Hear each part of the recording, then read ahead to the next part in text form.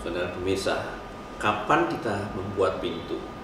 Nisami, seorang pujangga berkata, dalam detik-detik kesulitan, jangan hidup tanpa harapan. Karena titik-titik hujan akan turun dari awan yang gelap, bukan?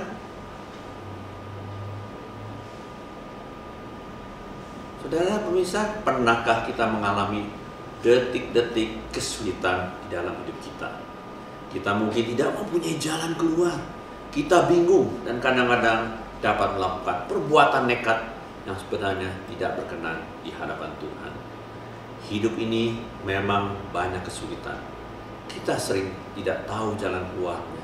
Sering kita hidup tanpa tujuan. Kita mungkin berpindah-pindah pekerjaan tanpa tujuan. Biasanya tujuannya hanya satu, mendapatkan gaji yang lebih besar. Apakah itu merupakan solusi saudara menjadi seorang kutu loncat? Tidak mudah saudara, karena setiap perusahaan mempunyai budaya sendiri, mempunyai prosedur berbeda.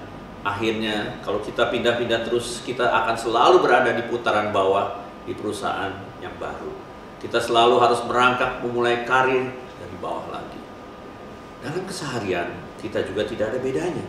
Kita seringkali berputar-putar gali lubang tutup lubang, bukan? Kita tidak berani berkata, berhenti. Saya mau mengubah gaya hidup saya. Saya harus mencari jalan keluar. Banyak manusia hidup hanya menggedor tembok saja berulang-ulang, tapi tidak berusaha membuat pintu di tembok tersebut.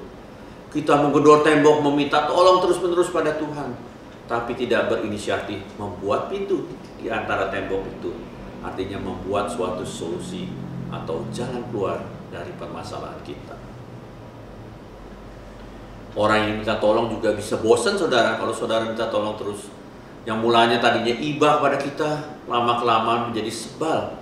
Kalau kita berputar-putar saja, kita tidak akan maju dan keluar dari masalah kita. Kalau kita terus berputar-putar, perjalanan hidup kita akan berakhir di tempat mana kita memulainya. Kita harus berani mengadakan perubahan dan bertekad keluar dari masalah kita. Kita harus fokus dengan apa yang kita miliki. Kita mungkin memiliki bakat, memiliki peluang, memiliki sumber daya. Nah saudara, buatlah pintu di dalam hidup ini. Pintu yang dapat bawa perubahan setelah kita keluar dari sang pintu. Anda pasti pernah mendengar nama Chanel No. 5 ya. Sebuah merek minyak wangi yang terkenal. Pernahkah Anda mengetahui riwayat hidup penciptanya? Coco Chanel yang terkenal dengan bermacam-macam produk, terutama parfumnya. Dia memulai kehidupan dengan kemiskinan yang luar biasa. Ia dilahirkan dengan nama Gabrielle Bonheur Chanel dari seorang ibu yang tidak dinikahi ayahnya. Ia bernama Eugene Jane Defoe, seorang tukang cuci. Bekerja di sebuah rumah sakit sosial dari kesesteran Providence di Saumur, Prancis. Ia anak kedua dan ayahnya Albert Chanel, seorang pedagang keliling yang menjual pakaian kerja dan pakaian dalam, dan selalu berkeliling dari satu tempat ke tempat yang lain. Keluarga ini benar-benar miskin saudara, dan tinggal di penginapan yang kumuh. Waktu pencatatan akte kelahiran kedua orang tuanya tidak berada di tempat, sehingga anaknya tercatat sebagai Chanel. Ibunya akhirnya meninggal karena bronkitis waktu Gabriel baru berusia 12 tahun. Akhirnya ia dikirim ke sesteran untuk anak piatu di Aubusson. Wah, di sini dalam sesteran dia sangat tertekan, hidup penuh disiplin, membuat ia menderita. Akhirnya karena tidak tahan ia menginap di asrama di Moulins. Karena miskinnya dan malu, kemudian hari ia ingin mengubah catatan sejarah hidupnya, tapi akhirnya tidak pernah dipublikasikan. Dengan pengalamannya menjahit di Aubusson, dia dapat pekerjaan sebagai pengelim baju. Kalau menganggur, ia bernyanyi di sebuah klub bernama La Rotonde. Di sini ia mengumpulkan uang saweran yang mengedarkan sebuah piring. Disitulah di klub itu dia dipanggil Coco, karena lagunya yang terkenal Coco Rico dan Kyusha Fukoko.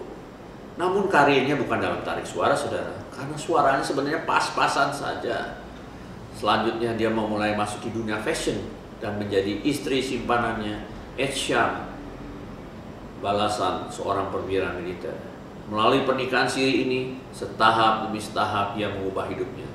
Jalan hidupnya terus berliku-liku sampai ia memproduksi spa yang kita kenal sekarang bernama Chanel No. 5, yang botolnya berbentuk 4 persegi, hasil desain dari kapel.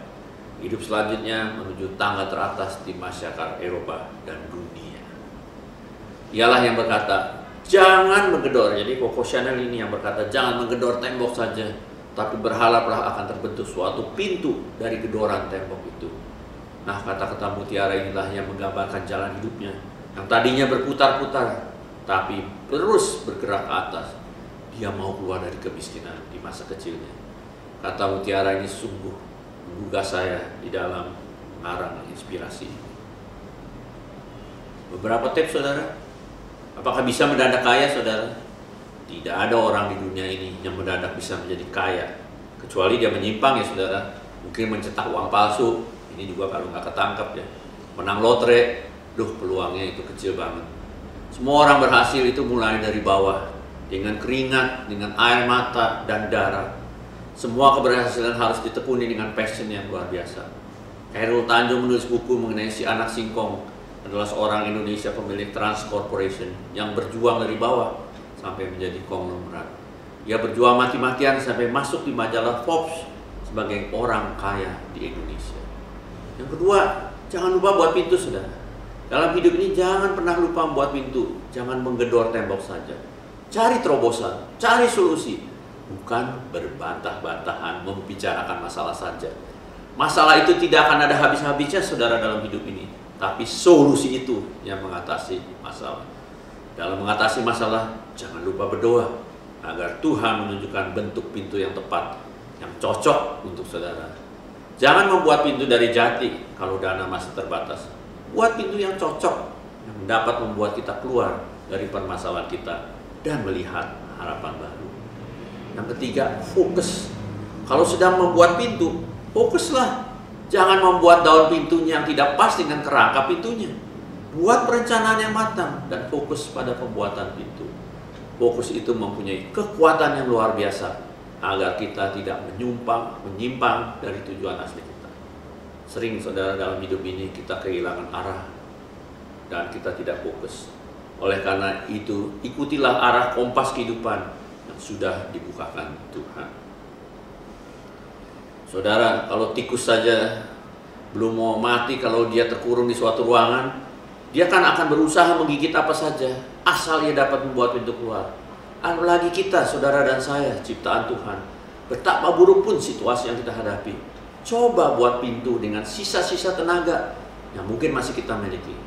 Kalau kita sudah berjuang dan ambruk, maka kita serahkan masalahnya kepada pencipta kita.